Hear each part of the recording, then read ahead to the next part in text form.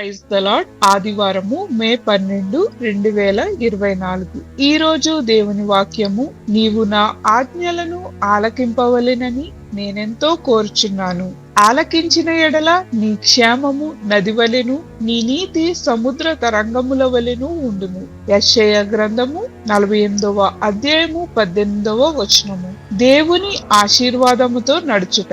1799లో 12 ఏళ్ల Conrad read new కరోలినాలోని వారి కుటుంబ పారంపర్య పొలంలో ప్రవహిస్తున్న ఏటిలో మిలమిలా మెరుస్తున్న ఒక పెద్ద రాతిని కనుగొన్నాడు. ఆ బాలుడు పెద్ద రైతైన తన తండ్రికి చూపించడానికి దాన్ని ఇంటికి తీసుకొని వచ్చాడు. దాని గొప్ప విలువ ఎరుగని ఆ తండ్రి దాన్ని వారి ఇంటి ద్వారము తలుపు గాలికి కొట్టుకోకుండా అడ్డంకిగా ఉంచాడు. ఇలా ఎన్నో ఏండ్లు వారు దాని పక్కనే నడిచి వెళ్లేవారు. ఒకానొక రోజు ఆ 7.5 కిలోల బంగారు రాయి అక్కడి బంగారు వ్యాపారి కంటపడింది. ఇక అది కొద్ది కాలంలో రీడ్ కుటుంబం ఎంతో ధనవంతులయ్యారు. ఇక వారి భూభాగం యునైటెడ్ స్టేట్స్ లోని మొదటి బంగారు వేటకు అతిపెద్ద స్థలంగా మారింది. కొన్నిసార్లు మనం కూడా మన సొంత ఆలోచనలు, ప్రణాళికలతో మన ఆశీర్వాదాలను దాటి వెళ్తుంటాము. ఇశ్రాయేలీలు దేవునికి అవిధేయులై బబులోనుకు చెరపట్టబడిన తరువాత ఆయన తిరిగి వారికి విడుదలను ప్రకటించాడు.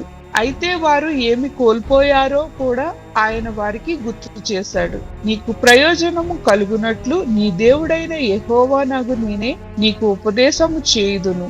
నీవు నడవవలసిన త్రోవను నిన్ను నడిపించుదును. నీవు నా ఆజ్ఞలను ఆలకించిన ఎడల నీ క్షేమము నది వలెను, నీ నీతి సముద్ర తరంగముల వలెను ఉండును అని దేవుడు సెలవిచ్చుచున్నాడు. ఆయన వారి గత వైఖరి నుండి నూతన జీవంలోకి ఆయనను వెంబడించి బబులోను నుండి బయలువెల్లుడి, ఉత్సాహధ్వనితో తెలియజేయుడి, భూదిగంతముల వరకు అది వినబడినట్లు దాన్ని ప్రకటించుడి అని ప్రోత్సహిస్తున్నాడు. బబులోను నుండి బయలువెల్లుట అంటే మన పాప మార్గాలను విడిచి మన కొరకు శ్రేష్టమైన తలంపులు గల దేవుని వద్దకు తిరిగి రమ్మని, నీవు నా ఆజ్ఞలను ఆలకింపవలనని నేనెంతో కోరుచున్నాను అని సెలవిస్తున్నాడు. ఇతరులను సున్నితముగా ఆయన ప్రేమ వద్దకు నడిపించుటకు ఏమి చేయగలరు? ఆలోచన చేయండి. ప్రార్థన.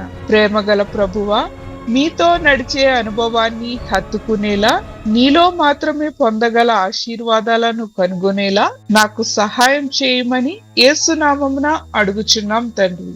ఆమేన్.